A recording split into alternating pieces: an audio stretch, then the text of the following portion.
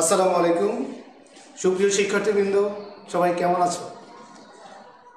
যে যে অবস্থানে থেকে আজকে আমার এই অনলাইন ক্লাসে সংযুক্ত হচ্ছ, আমি তোমাদের সবাইকে আমার পক্ষ থেকে আন্তরিক শুভেচ্ছা এবং অভিনন্দন জানাচ্ছি।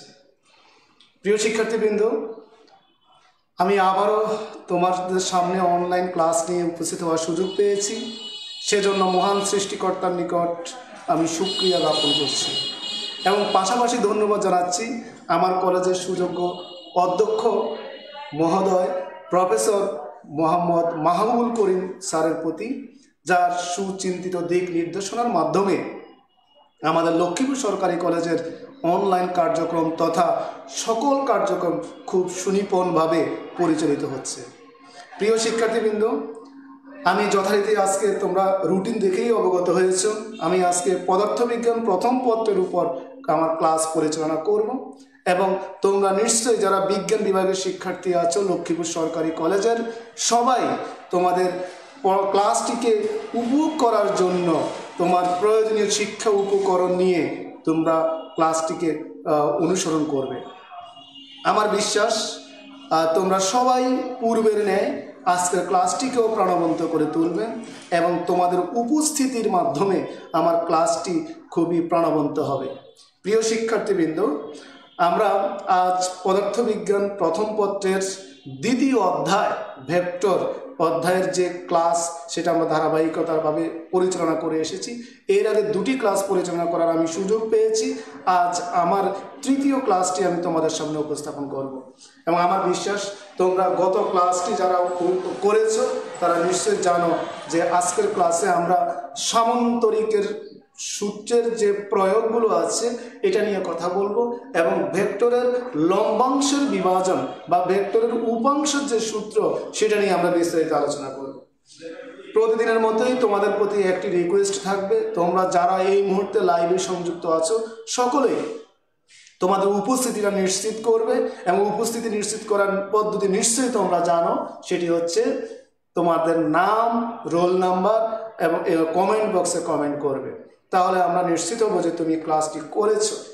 এরপর আরেকটা বিষয় আমাকে নিশ্চিত করবে, আমি যারা এই মুহূর্তে লাইভে আছো তাদের সকলের উদ্দেশ্যে বলছি, তোমরা কি আমার কথা বলার সাউন্ড ক্লিয়ার বুঝতে পারতেছো কিনা? যদি সাউন্ড ক্লিয়ার বুঝে থাকো একটু কাইন্ডলি আমাকে কমেন্ট বক্সে রিপ্লাই দিবে, তাহলে আমি ক্লাসটি কন্টিনিউ করার জন্য সুযোগ পাবো। একটু তোমাদের কমেন্টের অপেক্ষায় আছি।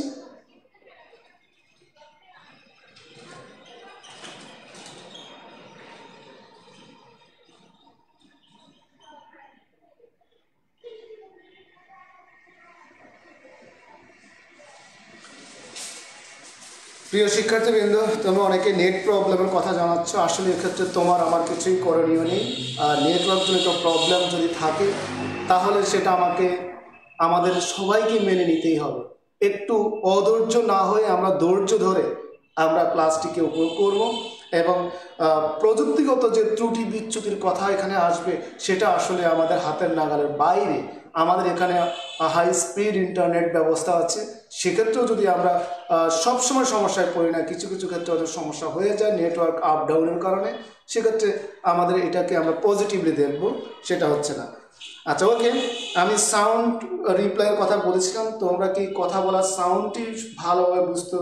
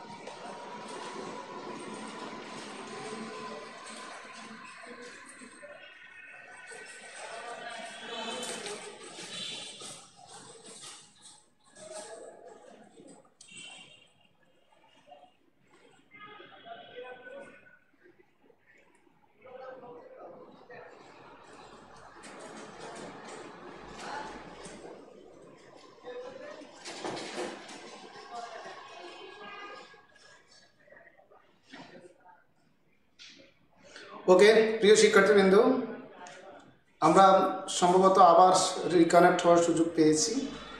তোমরা কি শুনতে পাচ্ছ আমাকে? আমি প্রথমে দুঃখ প্রকাশ করছি বিষয়টির জন্য। আসলে ইন্টারনেট জনিত সমস্যা মাঝে মধ্যে হয়ে যেতে পারে, এটা আমাদের কারোরই হাতে নেই। আমার বিশ্বাস এখন মনে হচ্ছে ভিডিও লাইভ স্ট্রিমিংটা একটু ভালো হচ্ছে আগের চেয়ে। তোমরা প্লিজ একটু রিপ্লাই করবে।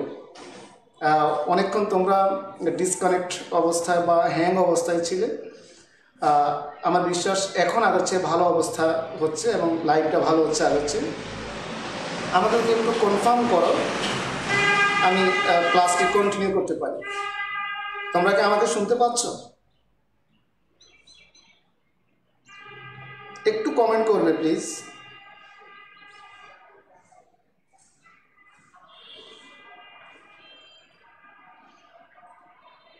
ওকে, অলরেডি কমেন্ট করেছো।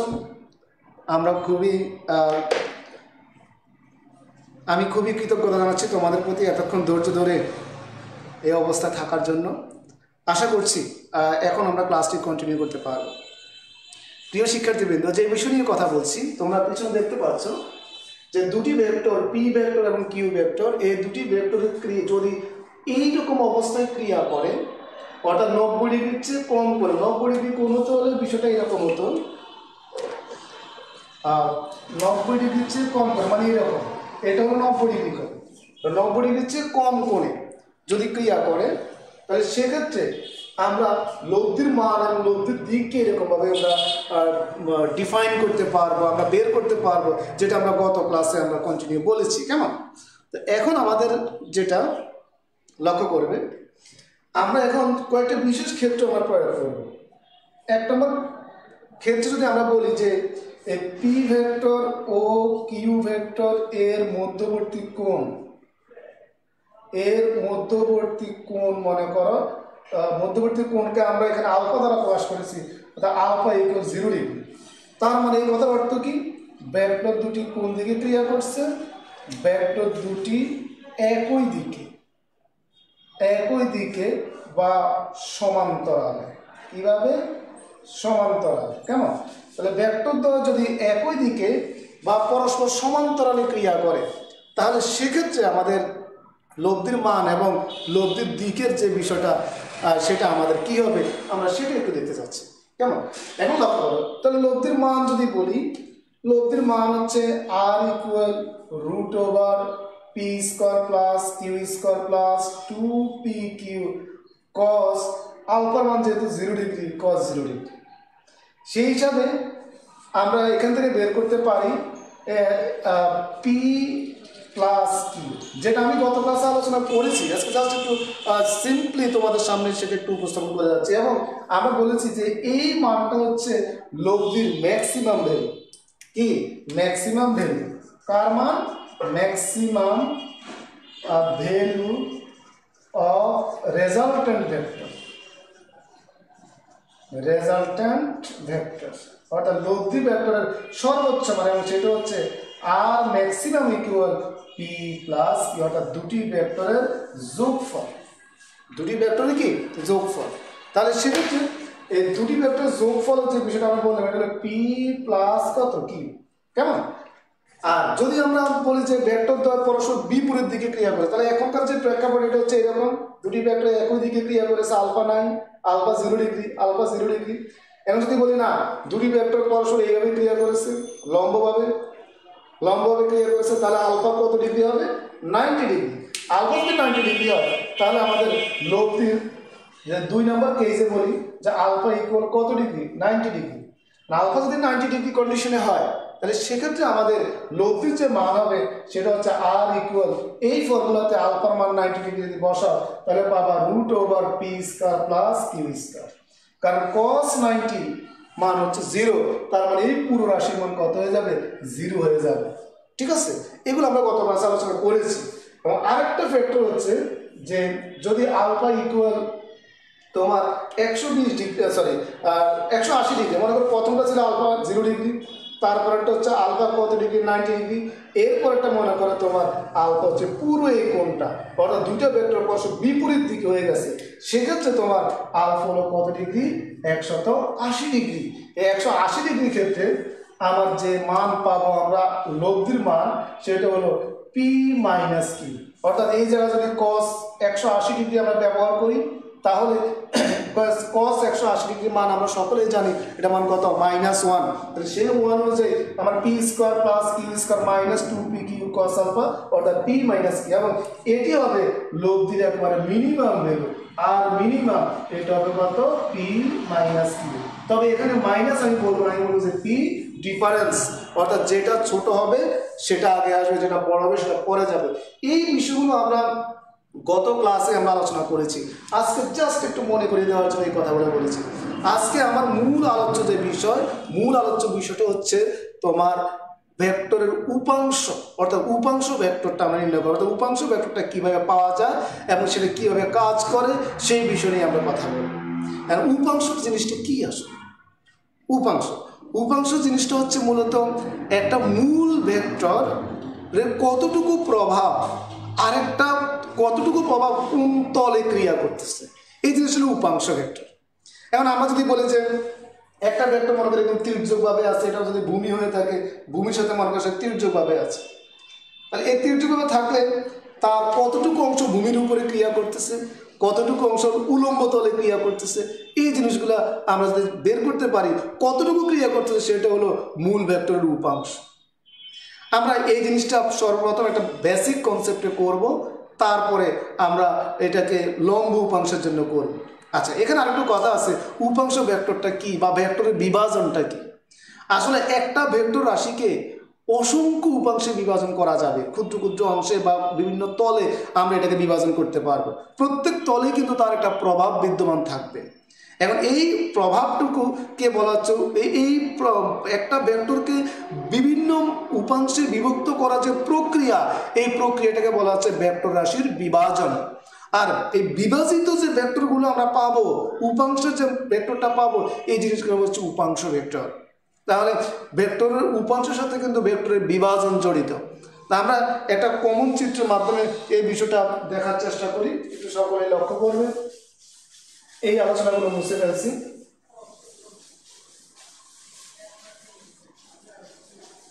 প্রিয় শিক্ষার্থীবৃন্দ, আমরা দুটি ভেক্টরকে বিবেচনা করি। মনে করো একটা ভেক্টর হচ্ছে এই দিকে ক্রিয়া করছে, একটু ছোট করে দেই, একটা ভেক্টর এই দিকে ক্রিয়া করছে, এটাকে ধরলাম আমরা পি ভেক্টর। আর একটা ভেক্টর মনে করি এই দিকে ক্রিয়া করছে, এটা মনে করি আমরা কিউ ভেক্টর। হ্যাঁ, এখন এটা হলো তাদের লব্ধি। তাহলে এটা কিন্তু আমরা সামান্তরিক ফর্মুলাতে নেই, তাহলে আমরা এইভাবে উপস্থাপন করতে পারি। হ্যাঁ, এটা হলো মনে করো আর ভেক্টর, এটা হলো ভেক্টর দ্বয়ের লব্ধি। না, আমরা যদি বিবেচনা করি যে এই লব্ধিটা পি ভেক্টরের সাথে আলফা কোণ উৎপন্ন করেছে এবং এই লব্ধিটা কিউ ভেক্টরের সাথে বিটা কোণ উৎপন্ন করেছে, তাহলে টোটাল আমি যদি এখানে এটা নাম দিয়ে দিই ও এ বি সি সামান্তরিক, এই টোটাল এই সামান্তরিকের আমার ও কোণ, পুরো এই কোণের মান হবে কত? তোমার পুরো আমি যদি বলি যে সি ও এ কোণে পুরো কোণের মান হবে আলফা প্লাস বিটা। ঠিক আছে, আমরা এখানে বিভাজন ব্যাখ্যা করবো, বিষয়টা খেয়াল করবে কিন্তু। আচ্ছা, এখন আমি যদি এই বিষয়টাকে এদিকে একটু বাড়িয়ে দিই, তাহলে আমার এই কোণের মানও হবে কত? ইকুয়াল হবে কত? এটা যদি আরেকটু বিন্দু দিই ডি বিন্দু, তাহলে এটা পাবে BAD কোণ, অর্থাৎ এই পুরো কোণের মান হবে কত? Alpha plus beta. এরপর লক্ষ্য করো, তাহলে আমি যদি বলি যে এই কোণের মান কত, যেহেতু আমার এই COB কোণ হচ্ছে বিটা, তাহলে OBA কোণ, এই কোণটা কি হবে? বিটা কোণ হবে। পরস্পর একান্তর কোণের যে চিন্তা আমাদের জানা আছে, ধারণা জানা আছে, সেই ধারণা থেকে আমরা বলতে পারি যে বি কোণটাও কি হবে? বিটা হবে। আমি যদি বলি তাহলে আমাদের ভিতরে এই কোণের মান কত, তাহলে পুরো কোণ আমি যদি বলি যে এটা হলো 180 ডিগ্রি মাইনাস কত? Alpha plus beta. আমার মনে হচ্ছে এতটুকু আমরা সকলেই বুঝতে পারতেছি এবং দেখতে পারতেছি সুন্দরভাবে। তোমরা কি আমাকে শুনতেছ? একটু প্লিজ, এই মুহূর্তে যারা আছো, সংখ্যা খুবই নগণ্য, কিন্তু এত কম হওয়ার আমি এক্সপেক্ট করি নাই। আমার বিশ্বাস তোমরা ক্লাসগুলোকে গুরুত্ব দিয়ে দেখবে, কারণ এই ক্লাসগুলো তোমার প্রত্যেকটা ক্লাসই গুরুত্বপূর্ণ। সংখ্যা আরও বেশি হলে বেশি ভালো লাগতো। ওকে, এই মুহূর্তে যারা আছো তোমরা একটু কমেন্ট করবে একটু দয়া করে, যে এতটুকু পর্যন্ত যে চিত্র যে অ্যানালাইসিসটুকু করেছি, কোণের বিভাজনটা দেখিয়েছি, সেটা আমরা সকলেই বুঝতে পেরেছি কিনা। আমার বিশ্বাস সকলেই বুঝতে পেরেছ। অনেকে অলরেডি বিভিন্ন কমেন্ট রিপ্লাই করছো। এরপরে আসি, আমরা পরবর্তী কার্যক্রমে যাচ্ছি। এখন আমরা এখানে একটা ত্রিভুজের কথা চিন্তা করি, ত্রিভুজ OAB। এই ত্রিভুজটা যদি চিন্তা করি, এই ত্রিভুজের আমরা যদি ত্রিভুজের গুণাবলী নিয়ম অনুযায়ী যদি সাইন সূত্র প্রয়োগ করি, ত্রিভুজের গুণাবলীতে সাইন সূত্র, সেই হিসাবে যদি আমরা বলি, তাহলে একটা ত্রিভুজের 3টা বাহু আছে। তাহলে এক্ষেত্রে OA বাহু ইকুয়াল হচ্ছে তোমার OAB বাহু ইকুয়াল হচ্ছে তোমার OB বাহু। হ্যাঁ, এবং সাইন সূত্রের মাধ্যমে আমরা এটাকে প্রকাশ করব। এটা তোমরা উচ্চতর গণিত প্রথম পত্রের যে ত্রিকোণমিতি তোমাদের অপশন আছে, অংশ আছে, সেই অংশে তোমরা ত্রিভুজের গুণাবলী নামে কিছু পড়া নিশ্চয়ই আছে, সেখানে তোমরা পাবে সাইন সূত্র, কস সূত্র, ট্যান সূত্র, বিভিন্ন ধরনের ত্রিভুজের গুণাবলী দিয়ে। অর্থাৎ এই সূত্রটা হচ্ছে এমন, যে বাহুর অনুপাত আমি নির্ণয় করবো, অর্থাৎ এই বাহুর বিপরীত যে কোণ, সেটা সাইনকে আমি বিবেচনা আনতে হবে। তাহলে এই OA বাহুর বিপরীত কোণ হচ্ছে কি? বিটা, তাহলে সাইন বিটা। ভাগ হচ্ছে AB বাহুর বিপরীত হচ্ছে তোমার আলফা, তার মানে হবে সাইন আলফা। এবং আরেকটা হচ্ছে তোমার OB বাহুর বিপরীত কোণ হচ্ছে তোমার এই কোণ, মানে 180 degree minus alpha plus beta. কারণ আমরা লিখবো sine 180 degree minus alpha plus beta. আমার মনে হয় এই সূত্রটা আমরা সকলেই বুঝতে পেরেছি, এবং এটা গাণিতিক কার্যক্রম, বিশেষ করে উচ্চতর গণিত প্রথম পত্রের ত্রিকোণমিতি যখন পুরো শেষ করবে, তখন এই ধরনের সূত্র তোমরা ডিডাকশন পাবে, পরিচিত হবে। তাহলে এখন এই কীভাবে করেছি আমি আবার একটু রিপ্লাই দিচ্ছি। OA হচ্ছে এই বাহুর বিপরীত এই ত্রিভুজটা হচ্ছে নিচের এই ত্রিভুজটা, তাহলে এই ত্রিভুজের OA বাহুর বিপরীত কোণ হচ্ছে বিটা। তারপর হচ্ছে AB বাহুর বিপরীত কোণ হচ্ছে আলফা। আর এরপর হচ্ছে OB বাহুর বিপরীত কোণ হচ্ছে কি আমার 180 degree minus alpha plus beta. এখান থেকে আমরা একটু ক্যালকুলেশন করি যে OA বাই সাইন বিটা সমান AB by sine alpha equal OB। আচ্ছা, আমরা এখানে আরেকটু কাজ করতে পারি। OA বাহু বরাবর ক্রিয়া করতেছে P ভেক্টর, তার মানে এটা P ভেক্টরের মান। তারপরে AB বাহু বরাবর ক্রিয়া করছে OC ভেক্টর, তাহলে এটা হলো আমার Q ভেক্টরের মান। আর OB বাহু বরাবর ক্রিয়া করতেছে R ভেক্টর, তাহলে এটা হচ্ছে R ভেক্টরের মান। এবং এখান থেকে যদি আমরা একটা কোঅর্ডিনেটে চিন্তা করি, তোমরা জানো যে এই ধরনের হিসাব করে এসেছো, এটা হচ্ছে অল, এটা হচ্ছে সাইন, এটা হচ্ছে তোমার অল সাইন ট্যান, আর এটা হচ্ছে কি কস। ঠিক আছে, অল সাইন ট্যান কস। তো সেক্ষেত্রে যদি 90 ডিগ্রি করে আমরা হিসাব করি, এখানে 180 ডিগ্রিকে যদি কাজ করি, 2 গুণ 90 ডিগ্রি, তার মানে এটা হলো 90 ডিগ্রি, একবার চেঞ্জ হলো, এই আরেকটা হলো 90 ডিগ্রি, দুইবার 90 ডিগ্রি। এবং 90 ডিগ্রি থেকে আবার বিয়োগ হবে, 180 ডিগ্রি বিয়োগ হয়, তারপরে সে সাইনের ঘরে থাকতেছে, মানে এখানে কোনো একটা কোণ, অর্থাৎ এই ঘরে তার অবস্থান। এইগুলো যদি অবস্থান হয়, তাহলে সাইনের পরিবর্তন হবে না, সাইনই থাকবে, আর কোণটা হলো কত? Alpha plus beta. অর্থাৎ কোঅর্ডিনেটের পরিবর্তন আমরা এখান থেকে দেখতে পারবো।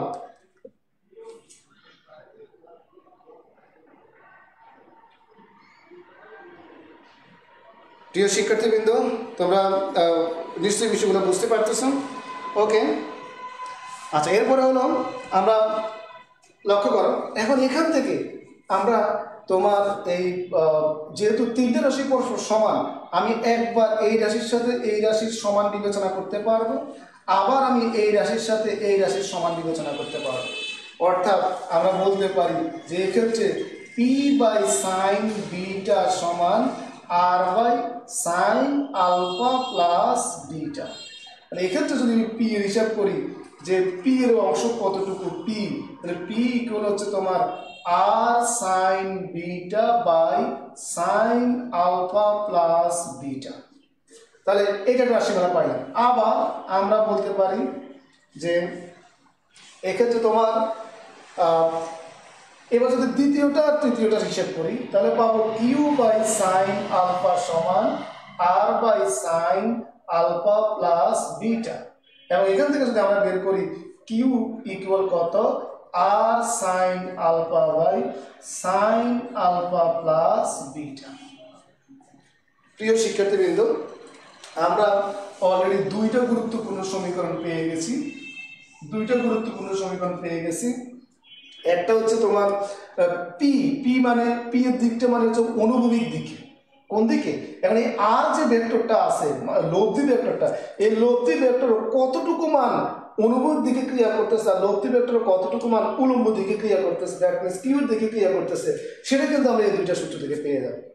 এখন ধরো যদি তুমি বলো যে এই আর ভেক্টরের আণবিক উপাংশের মান কত, তাহলে এই উপাংশটা হচ্ছে আমার কি আর ভেক্টর এর আনুভূমিক, আর ভেক্টর এর আনুভূমিক উপাংশ, এবং এটা হলো আমার আর ভেক্টর এর উলম্ব উপাংশ। তাহলে একটা ভেক্টরকে আমরা দুইটা উপাংশে সাকসেসফুলি যে ডিভাইডেড সেটা আমরা করতে পেরেছি। এখন আসো আমরা এখান থেকে আরো কিছু সিদ্ধান্তে যাব। সেই সিদ্ধান্তগুলো কি? এখানে যদি আমরা দেখি তাহলে আমরা কি পাইলাম, পি ইকুয়াল পাইলাম R sine beta by sine alpha plus beta, আর যদি কিউ ইকুয়াল পাই এটা হচ্ছে R sine alpha by sine alpha plus beta. এই দুইটার সমীকরণ আমরা দেখলাম। এখন যদি আমি বলি যে এই ভেক্টর দ্বয় এখানে লক্ষ্য করো, এখানে তারা আলফা প্লাস বিটা কোণে আছে। যদি ভেক্টর দ্বয় পুরোপুরি লম্বভাবে থাকে, অর্থাৎ ভেক্টর দ্বয় যদি এইভাবে থাকে, তাহলে আমার কি হবে? তাহলে আলফা প্লাস বিটা এই কোণের মান কত ডিগ্রি হবে? 90 ডিগ্রি হবে। যদি প্রথম অবস্থা ভেক্টর দ্বয় আছে এরকম ভাবে, এটার মধ্যে আর আছে এবং এটার অন্তর্ভুক্ত যে কোণটা, এই পুরো কোণ, একটা হলো আলফা একটা হলো বিটা, দুটো যোগ করলে কত হয়েছে? Alpha plus beta. কিন্তু যদি আমার বলে যে না কিউ ভেক্টর দ্বয় পরস্পর লম্বভাবে আছে, এরকম ভাবে আছে, তাহলে আলফা প্লাস বিটা এই কোণের মান কত ডিগ্রি হবে? 90 ডিগ্রি হবে। অর্থাৎ যদি বলি যে alpha plus beta equal 90 degree, এই শর্তে, অর্থাৎ ভেক্টর দ্বয় একটা হলো এদিকে আর একটা হলো এদিকে, এটা হলো পি ভেক্টর, এটা হলো কিউ ভেক্টর, তাহলে এখানে মনে করি এটা হলো আর ভেক্টর, তাহলে এটা যদি আলফা হয় এটা যদি বিটা হয়, তাহলে আমি বলতে পারি যে আলফা প্লাস বিটা ইকুয়াল কত ডিগ্রি? 90 ডিগ্রি। এই অবস্থায় আমার এই দুইটা সমীকরণের কি হবে? এই দুইটা সমীকরণ হবে তোমার পি ইকুয়াল হবে R sine beta by sine 90 degree এবং কিউ ইকুয়াল হবে R sine alpha by sine 90 degree. অর্থাৎ এখান থেকে আমরা পাচ্ছি আর সাইন বিটা আর এখান থেকে পাচ্ছি আর সাইন আলফা। প্রিয় শিক্ষার্থীবৃন্দ, আমার বিশ্বাস তোমরা এই অংশটুকু বুঝতে পেরেছ, বিভাজনটা। সেই অনুযায়ী তাহলে অর্থাৎ দুটো সমীকরণ আমরা পেলাম, একটা হলো পি ইকুয়াল আর সাইন বিটা এবং আরেকটা হলো আর ইকুয়াল পি কিউ ইকুয়াল আর সাইন আলফা, এই দুইটা। এখন এখানে কিছু ব্যবহারিক ক্ষেত্রে আমাদের কিছু জটিলতা হয়। সেই জটিলতাটা কেমন? সেটা হচ্ছে এখানে যদি আমি আণবিক দিকের মান বের করতে চাই, সেক্ষেত্রে আমার বিটা কোণের মান জানা লাগতেছে। আবার যদি আমার উলম্ব দিকের মান বের করতে হয় তাহলে আমার আলফা কোণের মান জানা লাগতেছে। কথা বুঝলেন? তার মানে আমার এই আলফা এবং বিটা দুইটা কোণের মানই আমার জানা লাগতেছে। কিন্তু আমি যদি বলি যে না, আমি শুধু একটা কোণ ব্যবহার করব, অর্থাৎ আমি শুধু আলফা দিয়েই আণবিক উপাংশ বের করবো এবং আলফা দিয়ে আমি উলম্ব উপাংশ বের করবো, সেক্ষেত্রে আমরা করতে পারি। কিভাবে? আমরা জানি যে মনে করো সাইন 30 ডিগ্রির মান যা হবে আর কস 60 ডিগ্রির মানও কিন্তু তা হবে। তোমরা এবার ত্রিকোণমিতিক হিসেবে জানো।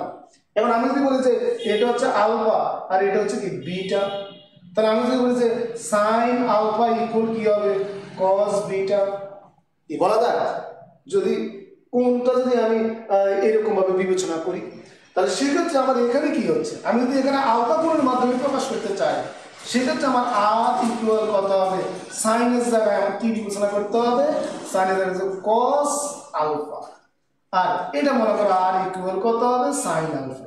এরকম ভাবে এই জিনিসটা আমার পপুলার, এটা আমরা সবচেয়ে বেশি ব্যবহার করি এই অংশটুকু। কেন? আসলে একটা যদি ত্রিভুজ আমি চিন্তা করি, মনে করো একটা বা একটা ভেক্টরে, মনে করো এটা হলো একটা ভেক্টর, মনে করো এটা আর ভেক্টর, এটা হলো তার ভূমির দিক, এটা হলো তার লম্বের দিক। লক্ষ্য করো, তো ভূমির দিকে যদি আমি এখানে একটা লম্ব অঙ্কন করি, তাহলে এটা হলো ভূমি, এখন এটা হলো মনে করো কোণ হচ্ছে আলফা। তাহলে আমার এই কোণের সাপেক্ষে আমার ভূমির মানও বের করতে পারবো, আবার এই কোণের সাপেক্ষে আমি লম্বের মানও বের করতে পারবো। তো ভূমির মান যদি বের করো, তাহলে ভূমি বাই অতিভুজ, তার মানে কি আছে, যদি এই বাহুর মান বের করো, ভূমি সমান কত হবে, ভূমি সমান হবে তোমার অতিভুজ মানে আর আর কস থিটা, আর কস আলফা, আর কস আলফা, আর লম্ব হবে কি, লম্ব হবে এক্ষেত্রে আর সাইন আলফা। দেখো একটা কোণের মাধ্যমে আমার বের হয়ে যাচ্ছে, তাই ভূমির দিকে আমার কি থাকছে কস, আর লম্বের দিকে কি থাকতেছে সাইন। তাই সেই হিসাবে আমার আণবিক উপাংশ বলতে, আণবিক উপাংশ বলতে আমরা বুঝি যে যে কোনো ভেক্টরের, যে ওই ভেক্টরের মানের সাথে তার কস আলফা বা কস থিটা যাবে।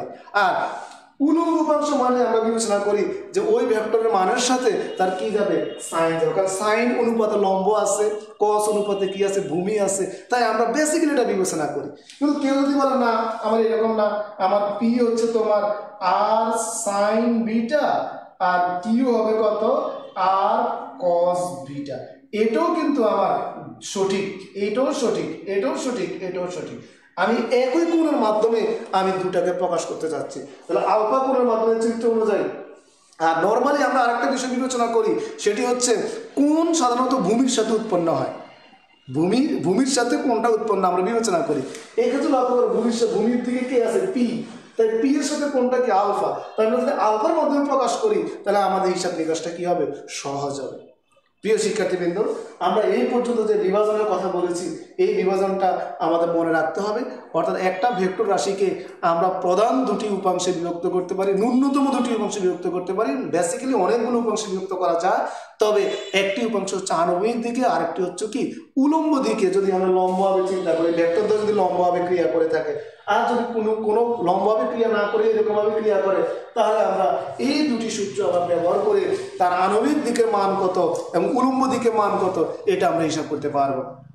আমার মনে হচ্ছে তোমরা এই ভেক্টরের বিভাজনের যে অংশটুকু আমরা আলোচনা করেছি, এটা আশা করি বুঝতে পেরেছ। ওকে, অলরেডি RS রিয়াজ নামের একটা আইডি থেকে প্রিয় শিক্ষার্থী তুমি রিপ্লাই করেছ, সমস্যা নাই, থ্যাংক ইউ তোমাদেরকে। অনেকেই রিপ্লাই করেছো, সবার রিপ্লাই আসলে এই মুহূর্তে পড়া সম্ভব হয় নাই, আমি সেজন্য দুঃখ প্রকাশ করছি।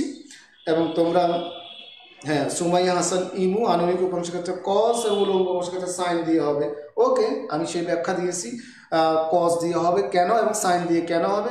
কস এবং সাইন দিয়ে ছাড়াও কিন্তু হবে, যেমন এক্ষেত্রে আমার এটা কিন্তু আণবিক, নিশ্চয়ই বুঝতে পারতেছ।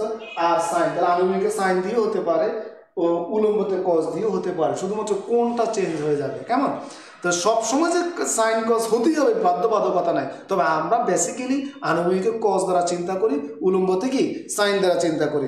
আমার বিশ্বাস তোমরা এই বিষয়গুলো অবগত হয়েছ। এরপরে আমরা আরেকটা নতুন টপিকে যাব। সেই টপিকটা কি, আমরা সেই টপিকটা নিয়ে কথা বলবো এখন। সেটি হচ্ছে এই যে ভেক্টরের যে বিভাজনটা আমরা পড়লাম, উপাংশের বিভাজন, এই বিভাজনের প্রয়োগ, অর্থাৎ কোথায় কোথায় আমরা এগুলো প্রয়োগ করতে পারি। আমাদের দৈনন্দিন জীবনে বহু ক্ষেত্র আছে যেখানে আমরা ভেক্টর বিভাজনটাকে প্রয়োগ করতে পারি। তার মধ্যে তোমাদের সিলেবাসে 3টা আইটেম উল্লেখ করা আছে। একটি হচ্ছে লন রোলারের ক্ষেত্রে, অর্থাৎ কোনো ভারী বস্তুকে, ভারী গোলাকার বস্তুকে বা যে কোনো বস্তুকে ঠেলা সহজ নাকি টানা সহজ, এই যে একটা কমন মিস্টেক্স বা একটা ভুল ধারণা আমাদের মনে আছে যে আমরা বেসিক্যালি কোনো বস্তুকে না টেনে আমরা সেই বস্তুকে ঠেলতে পছন্দ করি। আসলে বিজ্ঞান বা ফিজিক্স আমাদেরকে সেখান থেকে একটা ক্লিয়ার এভিডেন্স দেয় আসলে ঠেলতে কষ্ট বেশি হবে, টানতে কষ্ট কি হবে, সহজ হবে। এই বিষয়টা আমরা এখনই আলোচনা করব। তারপরে আমাদের আলোচনা করব নৌকার গুণ টানা, অর্থাৎ কোনো একটি, এখন তো আর নৌকাতে গুণ টানার প্রচলন নেই, এখন সকল নৌকাতেই ইঞ্জিন চালিত নৌকা, তোমার সেক্ষেত্রে গুণের প্রয়োজন হয় না, অর্থাৎ রশি দিয়ে টানার প্রয়োজন হয় না। তো সেক্ষেত্রে আগেকার দিনে নৌকার মধ্যে গুণ টেনে খাল বা নদীর কিনারা দিয়ে টেনে নিয়ে যেত। সেক্ষেত্রে গুণ টানার ক্ষেত্রে এই টান বলের কোন উপাংশ নৌকার গতিতে কাজ করতেছে এবং কোন উপাংশ কোন দিকে কাজ করতেছে সেটা আমরা এখানে উপস্থাপন করব। আরেকটা আইটেম তোমাদের এখানে সিলেবাসে উল্লেখ করা আছে, যেটি হচ্ছে তোমার পাখির আকাশে উড্ডয়ন, অর্থাৎ পাখি কীভাবে আকাশে উড়ে। এটা একটা সিম্পল একটা ধারণা এখানে দেওয়া আছে, আমরা সেটা নিয়েও কথা বলবো। তো আমার বিশ্বাস তোমরা বিষয়গুলো এনজয় করবে। হ্যাঁ, অলরেডি সময় আছে নিমুট টানা সহজ, আমি তোমার সাথে একমত এবং আমরা সেই ব্যাখ্যাটা এখন উপস্থাপন করব। এবং আমরা যারা এই বিষয়টা ক্লিয়ার না যে ঠেলাটা সহজ অনেকের মনে হবে, আশা করি তারাও বিষয়টাকে বুঝতে পারবে। কেমন? ওকে, এখন আমরা তাহলে অংশটুকু মুছে ফেলি, আমরা এখন নতুন কথায় চলে যাব। একটা বস্তু ঠেলা সহজ নাকি টানা সহজ? কেমন? তোমরা যারা এই মুহূর্তে আছো, আমি তোমাদের উদ্দেশ্যে বলছি, তোমরা ক্লাসটি মনোযোগ সহকারে করো। যারা এই মুহূর্তে নাই তাদের উদ্দেশ্যে কি বলবো, ক্লাসটা রুটিন এক সপ্তাহ আগে দেওয়া থাকে, কখন কোন সময় কোন স্যারের ক্লাস, সেই অনুযায়ী ক্লাসগুলো করা উচিত। এবং তোমাদেরকে আবারও অবগত করে দিচ্ছি, এই ক্লাসগুলোর মাধ্যমে তোমাদের অনলাইন হাজিরা কিন্তু নির্ধারণ হচ্ছে। তুমি কলেজিয়েট না নন কলেজিয়েট এই বিষয়গুলো তখন কিন্তু হিসেবে চলে আসবে। বিভিন্ন কর্মকাণ্ডে কলেজে যে সকল ফ্যাসিলিটিস আছে সেই ফ্যাসিলিটিস থেকে তুমি বঞ্চিত হবে যদি ক্লাসগুলো কন্টিনিউ না করো। আমার বিশ্বাস আমাদের সরাসরি ক্লাস করার যতক্ষণ পর্যন্ত সুযোগ না আসবে ততক্ষণ পর্যন্তই আমরা অনলাইনে এই কার্যক্রমগুলো চালাতে হবে। আর এই ক্লাসগুলো কোনো অংশে সরাসরি ক্লাসের চেয়ে কম নয়। কলেজ প্রশাসন এবং আমাদের এত উদ্বেগ সবই কিন্তু তোমাদের জন্যই, তোমরা যাতে পড়ালেখা থেকে বিচ্যুত না হয়ে যাও। কিন্তু অনেকেই ক্লাসে নেই, যেটা আমাদেরকে আসলে মর্মাহত করছে। আমার বিশ্বাস তোমরা কলেজের রুটিনগুলো নিয়মিত ফলো করবে। বেসিক্যালি প্রতি বৃহস্পতিবারে আমাদের বা শুক্রবার আমাদের রুটিন প্রকাশিত হয়, পরবর্তী সপ্তাহের কোন স্যারের কোন ক্লাস হবে। তো তোমরা সেই বিষয়গুলোর প্রতি অবগত থাকতে হবে, তা না হলে কিন্তু সামনে বিভিন্ন জটিলতায় পড়তে পারো। আচ্ছা, এখন আমরা যাব একটা বস্তু ঠেলা সহজ না টানা সহজ। লং রোলার অর্থাৎ একটা ভারী বস্তু, মনে করো এখানে একটা ভূমি আছে, এই ভূমির উপরে একটা ভারী বস্তু, গোলাকার বস্তু লং রোলার হিসাবে আমরা দুই জায়গায় দুইটা উদাহরণ দেব, একটা হচ্ছে ঠেলার ক্ষেত্রে আর একটা হচ্ছে টানার ক্ষেত্রে। কেমন? এখন মনে করো একই বস্তু, আমার হয়তো অঙ্কনে এদিক সেদিক হতে পারে, ঠিক আছে, একই বস্তু, বেসিক্যালি একই বস্তু হবে। তো সেক্ষেত্রে একটা হলো ঠেলা আর একটা হলো টানার উদাহরণ দিব। এইটা হলো মনে করো দেখা দিচ্ছি, ঠেলা দিব এখানে, তাহলে ঠেলার ক্ষেত্রে হলো এই উদাহরণ, ঠেলার ক্ষেত্রে, ঠিক আছে। আর এইদিকে আমরা ব্যাখ্যা দিব টানার ক্ষেত্রে, টানার ক্ষেত্রে। কেমন? তো এখন একটা বস্তু, বেসিক্যালি এই বস্তুর মধ্যে একটা ভর আছে, ভরটা হলো এম, এবং এই ভরটা বস্তু আমরা জানি ওজন হিসেবে তার পৃথিবীর কেন্দ্রের দিকে ক্রিয়া করবে এবং সেই ওজনটা মনে করে ডাব্লিউ সমান এম। এখানেও একই রকম, বস্তুর ওজনটা নিচের দিকে ক্রিয়া করবে, বস্তুর ভর আছে, ভরটা বললাম এম, তাহলে সেক্ষেত্রে ওজন হলো কত? M G. এবং তোমরা জানো এই ওজনটা পৃথিবীর কেন্দ্র বরাবর নিচের দিকে ক্রিয়া করে। এখন আসো, আমি বাহ্যিক একটা বল এটার মধ্যে প্রয়োগ করতে চাচ্ছি। মনে করো আমার হাত দ্বারা এই বস্তুটাকে একটা ধাক্কা দেব, তাহলে হাতের সাথে একটা কোণ কিন্তু উৎপন্ন হবে, এখানে একটা কোণ উৎপন্ন হবে। কেমন? তো এখন যদি আমি এখানে তলটা চিন্তা করি, যে ভূমির যে তল সেই তলটা এই জায়গায়, এখানে একটা কোণ উৎপন্ন হবে, এই কোণটা হলো কত? থিটা কোণ উৎপন্ন হবে। কেমন? তো এখন এই অবস্থায় এই বলের অভিমুখ যদি আমরা চিন্তা করি, এই বলের অভিমুখ কিন্তু সোজা এইভাবে আমরা এইদিকে চিন্তা করতে পারি। এই কোণ যদি থিটা হয় তাহলে আমার এই কোণটাও কত হবে? থিটা হবে। খেয়াল করো, এখন আমরা বস্তুটাকে ধাক্কা দিলে বস্তুটা ধীরে যাক বা দ্রুত যাক, সে কিন্তু সামনের দিকে চলে যাবে, সে তো ভূমির দিকে ঢুকে যাবে না, ভিতরে ঢুকে যাবে না। কথা বুঝে নিয়ে তাহলে সে সামনের দিকে গতিপ্রাপ্ত হবে। তাহলে সামনের দিকে বস্তুটা গতিপ্রাপ্ত হচ্ছে কোন দিকে? গতিপ্রাপ্ত হচ্ছে এই দিকে। কথা বুঝে নিয়ে আর তাহলে এখন আমরা যদি এই টান বলটাকে দুইটা উপাংশে বিভক্ত করি, যাকে বিভক্ত করব সে কিন্তু তির্যকভাবে থাকবে বা তার সাথে কোণ উৎপন্ন হবে। লক্ষ্য করো, তাহলে এখন এইটা মনে করো এই টান বলটা হচ্ছে ধাক্কাজনিত বলটা হচ্ছে আমার এফ, এই বলের সাথে ভূমির তলের উৎপন্ন কোণ কত? থিটা। তাহলে আমি একটু আগে যেটা বলেছি, এই বলটাকে আমি ন্যূনতম দুইটা উপাংশে বিভক্ত করতে পারবো। একটি উপাংশ হচ্ছে আনুভূমিক দিকের উপাংশ, আর একটি উপাংশ হচ্ছে উলম্ব দিকের উপাংশ। তো সেক্ষেত্রে আমরা বলতে পারি আনুভূমিক দিকের উপাংশ হচ্ছে কত? এই ক্ষেত্রে আর না, সরি, এফ। বিভাজন করছি এফ কে, তাহলে এফ কস থিটা। আর নিচের দিকে মানে উলম্ব, এটা এই মানে ভূমির সাথে উলম্ব তল, তাহলে এই কোণটা হলো উলম্ব, তাহলে সেক্ষেত্রে এই দিকে কাজ করতেছে কত? F sine theta. তাহলে এই বলে বিভাজন হয়ে যাবে। লক্ষ্য করো, তাহলে এই ঠেলার ক্ষেত্রে দেখা যাচ্ছে যে বস্তুর উপর আপাত ওজন কত কাজ করতেছে? আপাত ওজন, আপাত ওজন ডব্লিউ প্রাইম, দুইটা ভেক্টর একই দিকে ক্রিয়া করতেছে, তা আমরা ডব্লিউ প্লাস কত? F sine theta. লক্ষ্য করো, আর পক্ষান্তরে যদি আমি টানার বিষয়টা ব্যাখ্যা করি, টানার ক্ষেত্রে ঘটনাটা কি করতেছে? যদি আমি বস্তুটাকে টানি সামনের দিকে, মানে এই দিকে আমি টানলাম, তাহলে বলের অভিমুখে এইদিকে টানতেছি, এইদিকে। তাহলে আমি যদি বলি যে তলের সাথে উৎপন্ন কোণ, এই কোণটা হচ্ছে কত? মনে করো থিটা। ঠিক আছে, এখন টানলো বস্তুটা কিন্তু ওই দিকে যাচ্ছে, তাহলে ওই দিকে তাহলে বস্তুর গতির অভিমুখ হচ্ছে এইদিকে। তাহলে আমার এখন এই এফ বলকে আমি আবার দুটি উপাংশে বিভক্ত করতে পারবো। একটি উপাংশ হচ্ছে তোমার এফ কস থিটা, আর যেহেতু এটার অভিমুখ এইদিকে, তাহলে উলম্ব উপাংশটা এইদিকে যাবে, এটা হলো কত? F sine theta. খেয়াল করো, তাহলে এই জায়গায় বস্তুর উপর যে আপাত ওজন, সে আপাত ওজনটা কত? আপাত ওজন ডব্লিউ প্রাইম যদি বলি, ডব্লিউ প্রাইম ইকুয়াল কত হবে? তাহলে এখানে এক বস্তুর উপর দুই দিকে দুইটা বল কাজ করতেছে, একটা বল নিচের দিকে ডাব্লিউ সমান এম জি, এটা নিচের দিকে, আর একটা বল উপরের দিকে, এটা হলো এফ সাইন থিটা। তাহলে ভেক্টরের নিয়ম অনুযায়ী আমরা পড়েছিলাম দুটি ভেক্টর কোনো বিন্দু যদি বিপরীত দিকে ক্রিয়া করে তাদের লব্ধি হবে ভেক্টর দ্বয়ের পার্থক্যের সমান, অর্থাৎ বিয়োগফলের সমান। সেই দৃষ্টিকোণ থেকে আমরা বলতে পারি এটা হলো ডাব্লিউ মাইনাস কত? F sine theta.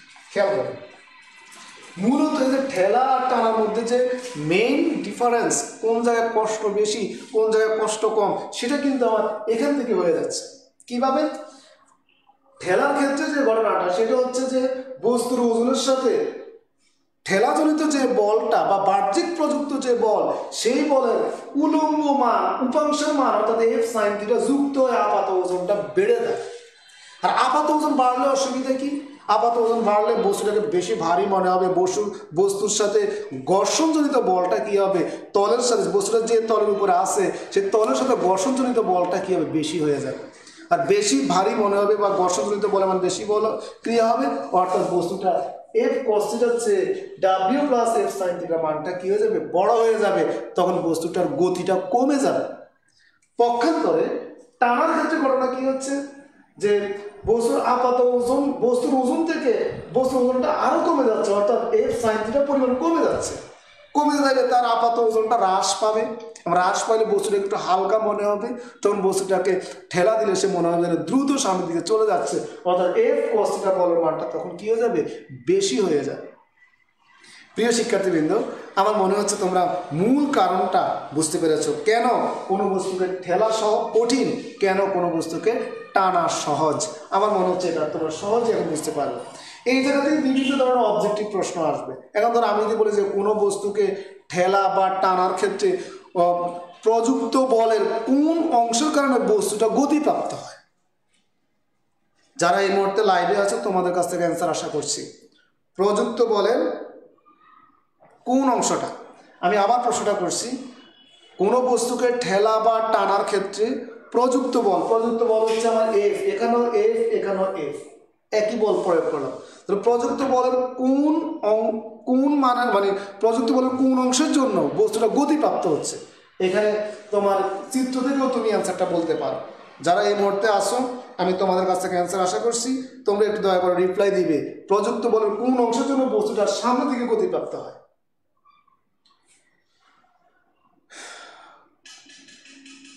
কেউ কি আছো পারবে অ্যান্সারটুকু? প্রিয় শিক্ষার্থীবৃন্দ, তোমাদের কাছ থেকে প্রশ্ন না বুঝলে রিপ্লাই করো যে প্রশ্ন বুঝি না, তাহলে আমি আবার বলব।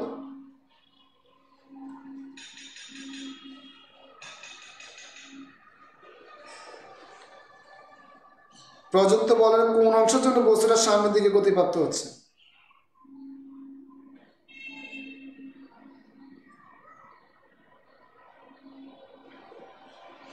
হ্যাঁ, অলরেডি সামিয়া ইসলাম, কংগ্রাচুলেশন তোমাকে, তুমি সঠিক অ্যান্সার দিয়েছো কস থিটা এর জন্য। ওকে, আমার বিশ্বাস তোমরা বিষয়টা বুঝতে পেরেছ।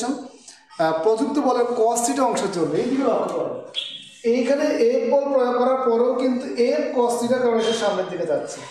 এখানেও তোমার এফ বল টানার কারণেও সে কি এফ কস থিটার সামনের দিকে যাচ্ছে। তবে ঠেলার ক্ষেত্রে এফ কস থিটার চেয়ে টানার ক্ষেত্রে এফ কস থিটার মানটা কি হয়ে যাবে? বড় হয়ে যাবে। কি জন্য? কারণ এক্ষেত্রে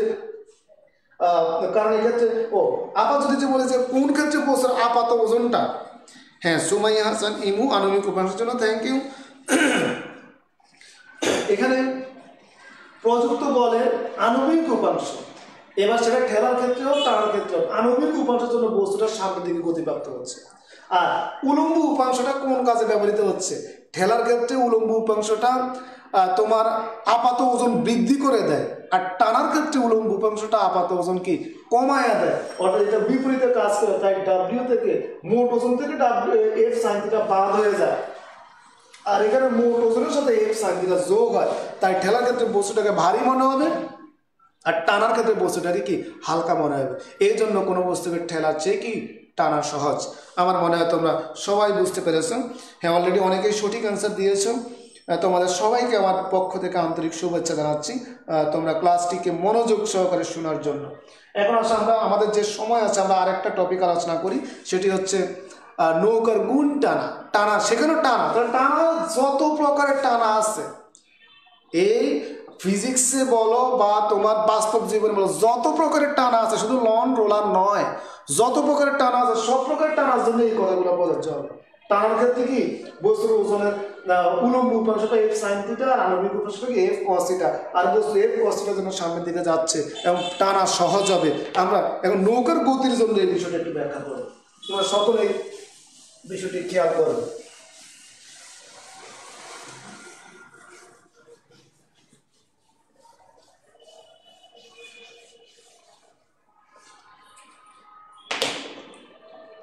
আমরা একটা নৌকার গতি দেখানোর চেষ্টা করি, একটু খেয়াল করবে।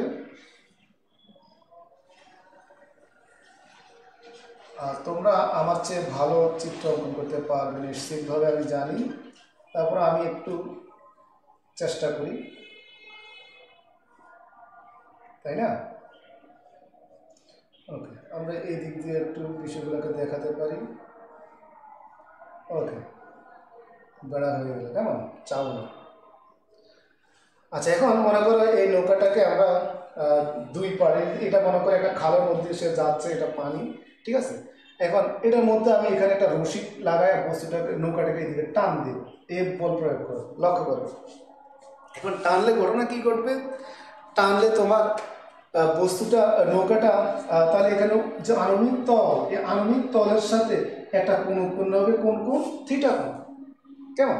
এখন এই বলটাকে বিভাজিত হয়ে এটা হবে কত? F cos theta. আর পাড়ের দিকে যেটা কাজ করবে, এটা উপরের দিকে না, এটা হলো পাড়ের দিকে। মনে করে এটা একটা খাল, হ্যাঁ, তাহলে নৌকাটা এর মধ্য দিয়ে আছে, তুমি এক পাড় থেকে টানতেছো, তাহলে পাড়ের দিকে ক্রিয়া করবে কোনটা? F sine theta. F sine theta এটা হলো পাড়ের দিকে, পাড়ের দিকে। আর সামনের দিকে ক্রিয়া করবে কত? F cos theta. কিন্তু তুমি টানতেছো এই পাড় থেকে, লক্ষ্য করবে। তাহলে এখন এই জায়গায় আমার একটা বস্তু, এখন ধরো এফ কস থিটা নৌকা সামনের দিকে যাবে, মনোযোগ দিবে। আর এফ সাইন থিটার জন্য নৌকা কোন দিকে যাবে? পাড়ের দিকে চলে যাবে। এখন ধরো তুমি কোনো একটা বস্তুকে মনে করো তীর চোখে টানতেছে, টানলে ঘটনা কি করবে? সে সামনেও যাবে বা তোমার দিকেও চলে আসবে। এখন ধরো আসে একসময় দেখা যাবে তোমার গায়ের সাথে লেগে যাবে, অর্থাৎ তোমার দিকে চলে আসতেছে কার জন্য? এফ সাইন থিটার জন্য। আর সামনের দিকে চলে যাচ্ছে কার জন্য? এফ কস থিটার জন্য। কিন্তু আমি চাচ্ছি নৌকাটাকে সোজা চালাইতে, আমি পাড়ের দিকে নৌকাটাকে আসতে চাচ্ছি বা নিতে চাচ্ছি না। তাহলে ঘটনা কি ঘটবে? পাড়ের দিকে কাজ করতেছে কে? F sine theta. তাহলে আমার এফ সাইন থিটা বলকে নিষ্ক্রিয় করতে হবে। আমরা জানি যদি এফ সাইন থিটার সমান মানের বল বিপরীত দিকে ক্রিয়া করে তাহলে এফ সাইন থিটা নিষ্ক্রিয় হবে। হ্যাঁ, এক্ষেত্রে দুইটা পদ্ধতি আছে। একটা পদ্ধতি হলো আমি নৌকাটাকে যদি বিপরীত পাড় থেকে সমান বলে টানি, তাহলে এইদিকে এইদিকে মনে করো থিটা কোন উৎপন্ন হলো, তাহলে এটা হলো কত? F cos theta. আর এইদিকে কাজ করবে কত? F sine theta. তাহলে আমার এই এফ সাইন থিটা আর এই এফ সাইন থিটা পরস্পরকে কি করে দিবে? নিষ্ক্রিয় করে দিবে। তখন আমার নৌকাটা সোজা সামনের দিকে চলবে এবং পূর্বের চেয়ে দ্বিগুণ বেগে সামনের দিকে চলবে। কেন? কারণ এই পাড়ের বল এফ কস থিটা আর এই পাড়ের বল এফ কস থিটা, দুইটা মিলে যা হবে এই বেগে নৌকা সামনের দিকে যাবে। কিন্তু আমি বলতে চাচ্ছি দুই পার্ট থেকে আমি টানবো না, আমি টানবো এক পার্ট থেকে। তাহলে এক পার্ট থেকে যদি টানি, মনে করো আমার এইদিকের কস থিটা এই মানগুলো নাই, আমি টানবো এক পার্ট থেকে, তাহলে এফ সাইন থিটা কে নিষ্ক্রিয় করবো কিভাবে? এইদিকে তো আমার একটা বল প্রয়োগ করাইতে হবে।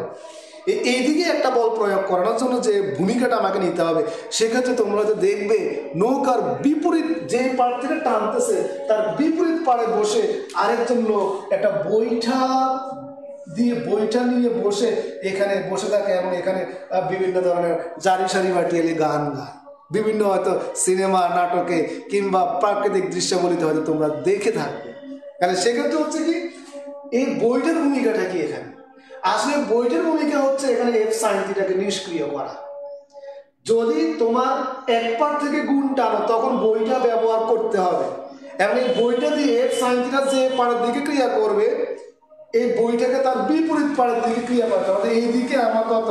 এফ সাইন থিটার পরিমাণ বল বইটা দ্বারা ক্রিয়া করাইতে হবে। বইটা দ্বারা ক্রিয়া করলে আমার সে নৌকাটা কি হবে? সোজা সামনের দিকে যাবে। আর না হলে কি হবে? নৌকা আস্তে আস্তে পাড়ের দিকে চলে যাবে। কথা কি বুঝতে পেরেছি? তাহলে আমার মনে হয় আমরা যে নৌকার যে গতিতে টান বলের ভূমিকা, তাহলে নৌকার গতিতে আমরা টান বলটা দুইভাবে ক্রিয়া করাইতে পারি। একটা হলো এক পার্ট থেকে টানা, আর একটা হলো কি বিপরীত পার্ট থেকে টানা, দুই পার্ট থেকে টানা। যদি এক পার্ট থেকে টানো তাহলে নৌকাতে অবশ্যই বইটা ব্যবহার করতে হবে। এবং বইটার ভূমিকা কি এখানে? বইটার ভূমিকা হলো পাড়ের দিকে ক্রিয়ারত যে এফ সাইন থিটা বলটা আছে সেই এফ সাইন থিটা বলটাকে সে কি করে দিবে? নিষ্ক্রিয় করে দিবে। আর তোমার যদি দুই পার্ট থেকে টানো তাহলে এক পাড়ের এফ সাইন থিটা আরেক পাড়ের এফ সাইন থিটাকে কি করে দিবে? নিষ্ক্রিয় করে দিবে। আর কিন্তু তোমার সেক্ষেত্রে বইটা ব্যবহার করার প্রয়োজন হবে না। যদি সেক্ষেত্রে আবার বইটা ব্যবহার করো তাহলে ঘটনা কি হবে? তাহলে হবে নৌকার পানির সাথে বইটার একটা ঘর্ষণ বল তৈরি হবে এবং সেটার কারণে নৌকার গতি কমে যেতে পারে। কথাই বুঝতে পেরেছ? এখন আমাদের এক সময় আমাদের দেশের একটা পরিচয় ছিল নদীমাতৃক বাংলাদেশ। হ্যাঁ, কিন্তু এখনো আমাদের নদী আছে, কিন্তু নদীর পথে যে চলাচল সেই চলাচলটা আমাদের এখন সীমিত হয়ে গেছে। আগে আমাদের রাস্তাঘাটের অপ্রতুলতার কারণে, যানবাহনের অপ্রতুলতার কারণে দেখা গেছে আমাদের নদীপথটাই একমাত্র যোগাযোগের মাধ্যম ছিল। কিন্তু এখন আমাদের দেশ অনেক উন্নত হয়েছে, তাই এখন আমাদের সড়ক পথটা অনেক বেশি উন্নত এবং সড়ক পথের যানবাহনেই আমাদের এখন একমাত্র প্রধানতম আমাদের যাতায়াতের মাধ্যম হয়ে গেছে। তাই এক্ষেত্রে হয়তো আমরা এরকম দৃশ্য এখন আর দেখবো না, আমাদের এই প্রজন্ম আমরা এখন আর দেখবো না। কিন্তু দেখো তোমাদের ফ্যামিলিতে তোমাদের বাবা মা কিংবা দাদা দাদিদেরকে জিজ্ঞেস করে দেখো, পাল তোলা নৌকা কিংবা তোমার গুণ টানা নৌকা, বৈঠা যুক্ত নৌকা, ওনারা এসব দেখেছেন এবং ওনারা এগুলো উপভোগ করে এসেছেন। তো প্রিয় শিক্ষার্থীবৃন্দ, আমার মনে হচ্ছে গুণ টানার ক্ষেত্রে যে ঘটনাটা আমরা বললাম এটাও আমরা সকলে বুঝতে পেরেছি এবং এই আর্টিকেলগুলো খুবই গুরুত্বপূর্ণ। এগুলোর উপর ভিত্তি করে আমাদের সৃজনশীল প্রশ্ন হবে। আমরা যখন অধ্যায়টা থিওরি শেষ করব তখন কয়েকটা নমুনা সৃজনশীল প্রশ্ন আলোচনা করব। তা আশা করি তোমরা বুঝতে পেরেছ। এবং আমি আসলে আজকের ক্লাসটা নিয়ে খুব একটা আনন্দ বোধ করতে পারি নাই, দুটি কারণে। একটি কারণ হচ্ছে শুরুর দিকে ইন্টারনেট জনিত একটু জটিলতা তৈরি হয়েছে সেজন্য, এবং আরেকটি কারণ হচ্ছে তোমাদের একেবারে নগণ্য উপস্থিতির জন্য।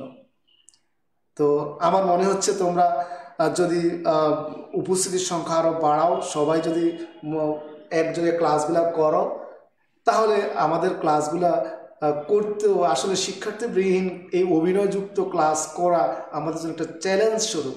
তাই যদি তোমরা লাইভও অন্তত সংযুক্ত থাকো তাহলে আমাদের কথাবার্তা বলতে একটু ভালো লাগবে। প্রিয় শিক্ষার্থীবৃন্দ, আমি জানি তোমরা এরপরে অনেকেই আমাদের অন্য সময় ক্লাসগুলো দেখো, এটা আমরা বুঝি, কিন্তু যদি লাইভে একটু সংযুক্ত হও তাহলে আমাদের একটু ভালো লাগবে। আমি আশা করব তোমরা পরবর্তী ক্লাস থেকে লাইভে ক্লাস করবে এবং তোমাদের যে মতামতগুলো আছে সেই মতামতগুলো প্রকাশ করবে। আমার মনে হচ্ছে আজকে আর কন্টিনিউ না করি, তোমরা সবাই সুস্থ থাকবে, ভালো থাকবে এবং যে যে অবস্থানে থাকবে স্বাস্থ্যবিধি মেনে চলবে এবং নিজের যত্ন নেবে, পরিবারের সবাইকে যত্নের মধ্যে রাখবে, আর বিশেষ করে তোমার পড়ালেখার প্রতি বেশি যত্ন নেবে। আজকের মতো বিদায় নিচ্ছি, সবাই আমার জন্য দোয়া করবে, সবাই সুস্থ থাকবে, ভালো থাকবে। আল্লাহ হাফেজ।